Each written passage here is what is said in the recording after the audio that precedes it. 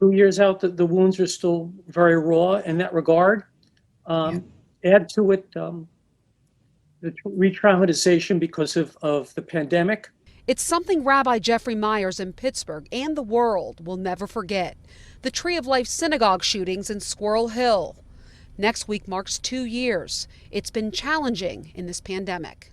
And in the case of the Tree of Life, the fact that we were not just displaced from our home once, but then displaced a second time with self-quarantining. So that's just made it, I think, doubly traumatic for the congregation as a whole. Everything will be done virtually, unlike last year. Despite not being able to gather in person, the year before, we were in Calvary Episcopal Church. We had 800 people. It's impossible to duplicate that when you go virtual. Congregations from Dor Hadash, New Light, and the Tree of Life will honor the 11 lives lost with a commemoration ceremony at 7 p.m. on Tuesday, October 27th.